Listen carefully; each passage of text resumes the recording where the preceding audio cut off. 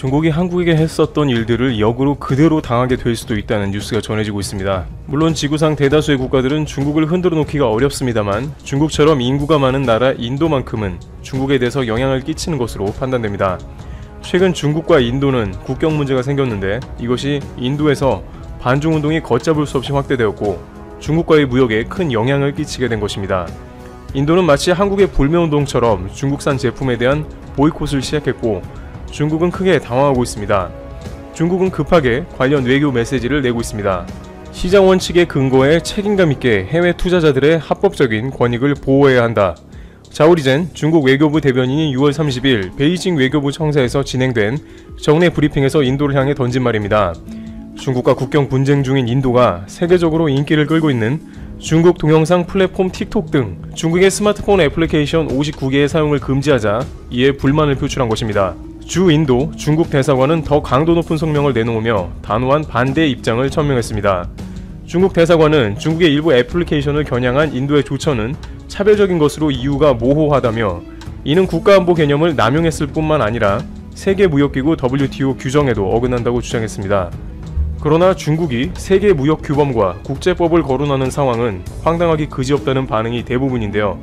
외교가에서는 자국에 거슬리는 행동을 하는 상대방 국가에 툭하면 경제 징벌을 가하던 중국이 이번에 인도로부터 거꾸로 경제 보복을 당하는 보기 드문 상황이 연출되다는 지적이 나옵니다. 중국은 자국의 핵심 이익이 침해됐다고 간주하면 상대방 국가의 경제적 약점을 이용하는 경제적 공격을 자주 가합니다.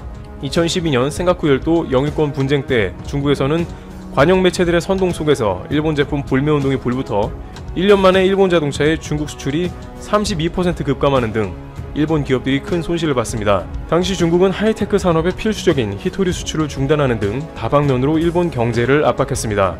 2017년 고고도 미사일 방어체계 한국 배치 이후에는 한국이 중국의 비공식 제재의 대상이 됐습니다. 중국 단체 관광객의 한국 방문이 뚝 끊어져 한국 관광, 유통, 숙박업계가 한동안 큰 어려움을 겪었고 중국에 진출한 한국 기업들도 한국 제품 불매운동에 잔뜩 움츠러들 수밖에 없었습니다. 사드 부지를 제공한 롯데에는 융단 폭격식 행정 제재가 가해지면서 결국 롯데는 할인점 등 유통 분야에서 괴멸적인 타격을 입고 사실상 중국 시장에서 퇴출당했습니다. 한국 배터리 업체들은 좀처럼 중국 정부의 보조금 지급 대상 목록에 오르지 못했습니다. 게임 업계도 큰 피해를 봤습니다. 일부 한국의 인기 게임은 중국 시장에서 조 단위 매출을 올리기도 했지만 사드 배치 이후 한국 게임은 아직도 단 한 개도 영업 허가 번호인 판호를 받지 못하고 있습니다. 반면 중국 게임은 한국에서 엄청난 수익을 올리고 있어 불공정 시비도 끊이지가 않고 있는 상황입니다.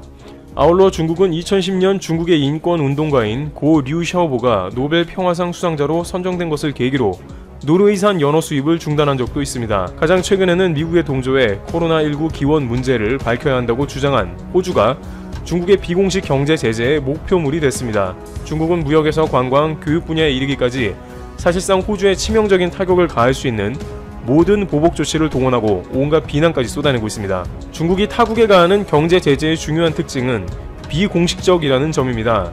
관광객 송출 중단 등 불매운동은 사회 분위기를 헤아린 업계의 자발적인 선택으로 포장됩니다. 식품 수입 중단 등 조치에는 표면적으로 질병 확산에 따른 검역과 같은 기술적인 이유가 제시되곤 합니다. 이런 점에서 국가 안보 우려를 앞세운 인도 정부의 중국 애플리케이션 제재는 중국의 그간 행보를 벤치마킹한 것으로 볼 여지도 있습니다. 인도는 중국이 한 행동을 그대로 따라하고 있어 중국이 당황합니다. 중국과 국경 분쟁 이후 나온 조치의 목적이 너무나 선명해 보이지만 인도는 표면적으로는 중국의 앱들이 인도의 주권 안보, 공공질서를 침해해 이번 제재가 이루어졌다고 주장하고 있습니다.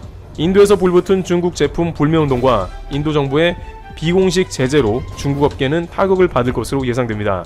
중국이 남들에게 하는 방식을 그대로 안겨줄 수 있는 것은 인도니까 가능하다는 것입니다. 인구가 13억 5천 명에 달하는 거대 시장이어서 첨단 분야를 포함한 중국 기업들은 인도 시장에 큰 기대를 걸고 있습니다. 틱톡만 해도 인도 내 사용자는 1억 2천만 명으로 추산됩니다.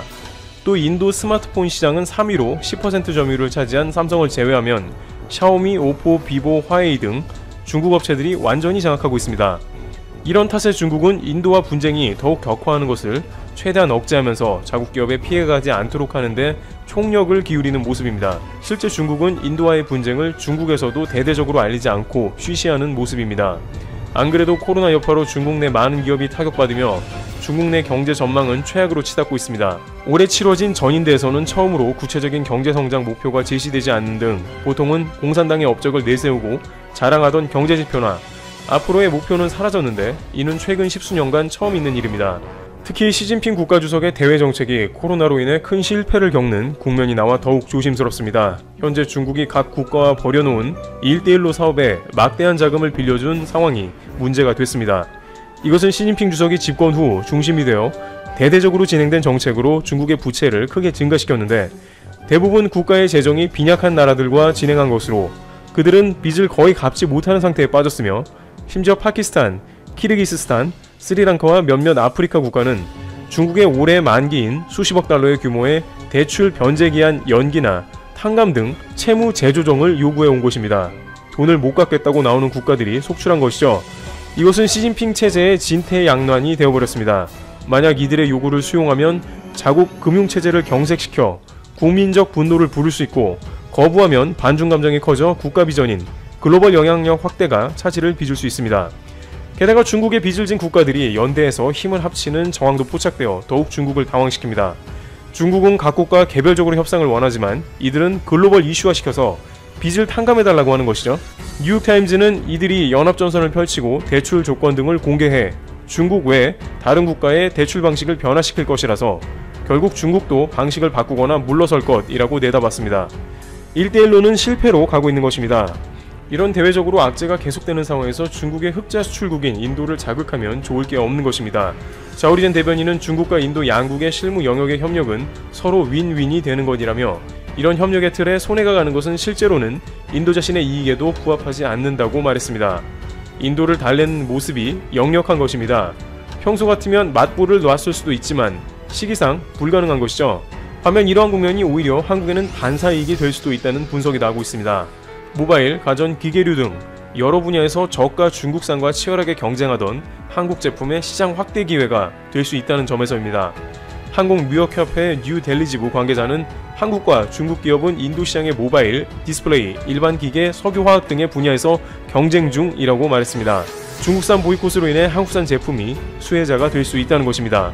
인도는 2018-19년에 대중국 관련 무역 적자가 536억 달러에 달합니다. 안 그래도 지금까지 이런 무역 불균형에 불만이 많았는데 와중에 이번 사태가 터지자 관세 인상, 무역협정 재검토 등 여러 방안을 동원해 중국산 수입을 본격적으로 제한하려는 움직임을 보인다고 현지 언론은 전했습니다. 이미 중국 업체가 추진하던 한 철도 건설 프로젝트가 취소됐고 국영통신사에는 중국 제품 사용 금지령까지 내려진 것으로 알려졌습니다. 전인도 무역협회 등 민간단체도 중국산 불매운동을 벌이는 중이고 전국 곳곳에서는 중국 제품을 불태우는 시위가 계속되고 있습니다. 이런 분위기는 한국, 중국 업체 간 경쟁이 가장 치열한 모바일 분야에 직접적인 영향을 미칠 것으로 보입니다. 6년가량 현지 시장 1위를 달리던 삼성전자는 2017년 4분기부터 2위로 밀려난 뒤 중국 브랜드와 힘겨운 싸움을 벌이는 중입니다. 반면 중국은 저가 물량 공세를 통해 시장 점유율을 크게 확대한 상태입니다. 스마트폰 판매 1위 샤오미를 비롯해 비보, 오포 등이 상위권에 포진 중입니다. 하지만 이런 중국 스마트폰 브랜드는 최근 인도 내 반중 정서를 고려해 당분간 광고 활동을 중단하기로 했습니다. 마케팅 중지는 판매에 악영향을 미칠 수밖에 없는 것이죠. 현지 중국산 보이콧 분위기는 장차 치열한 한중 경쟁의 장이 될 것으로 전망된 자동차 시장에도 파장을 일으킬 전망입니다. 중국 자동차 업계의 경우 현재 시장 점유율은 아직 미미한 상태이지만 최근 대규모 물량 공세를 준비하며 시장 진출 확대를 모색해왔기 때문입니다. 상하이자동차, 창청자동차 등 최소 6개사 이상의 중국 완성차 업체가 향후 3에서 5년간 인도 시장에 50억 달러를 투자하기로 한 상태였습니다. 하지만 지금 같은 반중 정서가 계속되면 중국차 업계의 계획에도 차질이 불가피해질 전망입니다.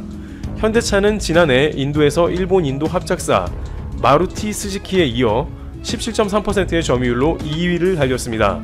기아차는 지난해 현지 진출 후 셀토스, 카니발 등을 앞세워 시장 공략 중입니다. 물론 인도 시장은 가격에 예민하여 중국산이 현지에서 극적으로 사라지거나 타격을 주긴 어렵다는 반론도 있습니다. 중국산이 너무 많이 침투해 단기간에 중국산을 퇴출하기는 쉽지 않을 것이라는 것입니다. 그러나 중국은 그동안 호황을 누려오던 인도 시장에서 앞으로 장기간 어려움을 겪을 것이 분명해졌습니다. 이와 같이 중국은 인도의 불매운동으로 인해 한국 불매운동으로 인한 일본이 타격받은 모습같이 당장 모바일 앱 분야부터 산업 전 분야에 이르기까지 극심한 타격을 볼 것으로 예상되고 있습니다. 이번 기회를 통해 역지사지가 되어 중국의 글로벌 횡포가 사라지게 될지도 지켜봐야 할 것입니다. 세계적인 투자자 짐 로저스도 아깝게 틀렸습니다. 짐 로저스가 최근 이렇게 말했죠. 일본은 2020 도쿄올림픽 이후 쇠퇴할 것, 쇠퇴할 것이라는 것은 정확히 맞췄지만 일본의 쇠퇴 시점을 2020 도쿄올림픽부터라 한 것은 틀렸습니다. 일본의 쇠퇴는 이미 상당히 심각한 수준으로 진행되어 버렸습니다. 현재 일본의 상황은 언론에 알려진 것보다 훨씬 좋지 못한데요. 최근 일본이 발표한 GDP 성장률을 보시면 0.1%, 거의 성장을 못했다고 볼 수도 있지만 여기서 조금만 삐끗해도 마이너스 성장이라는 충격적인 결과가 나올 수도 있다는 뜻이기도 하죠. 좀 더 자세히 들여다보면 더욱 충격적입니다. 여러분들도 아시다시피 한국에 반도체 산업이 있다면 일본에는 자동차 산업이 있습니다. 자동차 산업이 일본을 먹여 살리고 있다고 봐도 과언이 아닐 정도인데요. 이 일본의 유일한 희망인 자동차 산업마저 이례적인 위기를 맞았습니다. 지금부터 제가 알려드릴 일본 자동차 회사들의 실적은 한국에서의 판매 실적이 아닙니다. 일본을 포함해 전세계 시장을 통해 기록한 2019년 회계연도 기준 총실적 인점을 미리 알려드릴게요. 닛산 -85%, 미쓰비시 -82%, 스즈키 -40.2%, 마쓰다 -13.5%. 이 결과만 보면 마치 전세계가 일본 자동차를 불매운동하는 듯한 수치죠. 영국의 로이터 통신은 닛산이 70% 추락 후 실적 전망을 낮췄다며 닛산이 특히 미국에서 지난 수년 동안 과도한 할인을 하여 자동차 브랜드 이미지가 낮아졌고 중고차 판매 가치와 이익 모두 떨어졌다 라며 닛산에 대해 상당히 부정적인 보도를 내보냈습니다. 즉 그동안은 미국에서 엄청난 할인을 통해 겨우겨우 다른 자동차 브랜드들과 경쟁해왔는데 이제는 브랜드 가치 자체가 낮아져 버려 소비자들에게 저렴한 가격조차도 더 이상 매력적이지 않게 되어버렸다는 것이죠. 아베 내각이 일본의 자동차 수출 회사들이 자동차를 해외에 많이 팔 수 있도록 엔화를 그렇게 많이 찍어냈는데 F학점이라는 최악의 성적표가 나온 것이죠. 일본의 경제를 먹여 살렸던 자동차 산업이 흔들리는 동시에 이제는 일본의 은행들도 어둠의 그림자에 휩싸였습니다. 일본의 3대 은행은 미쓰비시 미즈호 파이낸셜 그룹, 미쓰이 스미모토인데요. 이들 모두가 3년 만에 순이익이 감소하였고 특히 미즈호 파이낸셜 그룹은 지난해 같은 기간보다 무려 20%나 추락하였습니다. 아베 총리의 헛된 꿈에 불과한 아베노믹스를 위해 일본이 감당하지도 못할 마이너스 금리를 도입한 결과 대출 이자로 먹고 살아야 하는 일본의 은행들이 터무니없이 낮은 이율로 돈을 빌려주어야 하다보니 수익성이 좋게 나올 수가 없었던 것이죠. 이렇게 일본 은행들이 초저금리 정책의 실적 폭락을 경험하자 미쓰이 스미모토 은행과 야마가타 은행은 심지어 예금자들에게 수수료를 부과하는 방안까지 검토하는 것으로 전해졌습니다. 즉 앞으로 일본에서는 은행에 돈을 예금해두면 이자가 붙는 것이 아니라 은행이 이자를 가져가 버리는 상황이 온다는 것입니다. 일본 은행들의 수익이 감소하는 것보다 더 위험한 것은 대출금리가 워낙에 낮다 보니 은행이 대출을 해주려 하지 않는다는 것이죠. 이렇게 되면 당연히 돈이 필요한 일본의 중소기업들이 사업을 중단해야 하는 상황까지 오게 됩니다. 실제로 일본의 시장조사업체인 도쿄상공리서치의 자료에 따르면 2019년 10월 일본 내 기업 도산 수는 총 780건이나 기록되었습니다. 한 기업의 도산 금액이 500억 원이 넘는 대형 도산은 아직까지 관측되지 않았지만 부채액이 100억 원이 넘는 도산이 16건이나 기록되었습니다. 참고로 도산한 기업들 중에서 부채액이 1억 원 미만인 기업들은 위 통계에 포함시키지도 않았습니다. 정말 심각해 보이죠? 더욱 심각한 문제점은 아직 아베노믹스의 부작용이 제대로 터지지도 않았다는 것입니다. 일본의 내수 시장은 이미 보셨듯이 심각한 침체기에 있고 일본 정부의 부채 비율은 238.2%로 미국의 2배, 한국의 6배, 독일의 3배가 넘는 수준으로 올라가 버렸는데요. 그 결과 1년 일본 정부의 총 예산 1000조 원 중에서 230조 원 이상을 국가 부채에 대한 이자 또는 부채를 갚는 데 사용하고 있습니다. 우리는 일본이 과학에 해마다 엄청난 돈을 투자한다고 생각하죠. 일본이 해마다 교육 및 과학 분야에 52조 원을 지출하고 있는데 무려 4배에 달하는 금액을 아베노믹스의 뒤처리를 위해 사용되고 있다는 것이죠. 이를 수출을 통해 극복해 나가야 하는 상황인데 가장 중요한 비중을 담당하는 중국의 경제는 폭포수까지는 아니지만 빠른 속도로 둔화되고 있고 미국과 유럽에서는 소비자들이 더 이상 일본산 제품의 매력을 느끼지 못하고 있는 데다가 최근 한국 정부의 신남방 정책에 빛을 발휘하면서 동남아 지역에서 한국 기업들이 무서운 속도로 성장하고 있습니다. 따라서 사실 일본이 기댈 수 있었던 곳이라고는 중국과 미국에 이어 세 번째로 수출 비중이 높았던 한국뿐이었습니다. 일본이 퍼주기 외교를 해야 했던 곳은 미국뿐만이 아니라 중국, 그리고 4차 산업혁명의 핵심 반도체 산업을 이끌어 나갈 한국, 이 세 국가 모두였는데 아베 내각은 불행히도 반대의 길을 택해버렸습니다. 일본의 미래는 암울하다. 앞으로 일본 주식을 다시 살 예정은 없다. 아베 정권의 한국 때리기는 어리석다. 일본어는 쇠퇴하는 언어다. 모두 짐 로저스가 한 발언들인데요. 이제는 결코 과장된 표현으로 들리지가 않네요.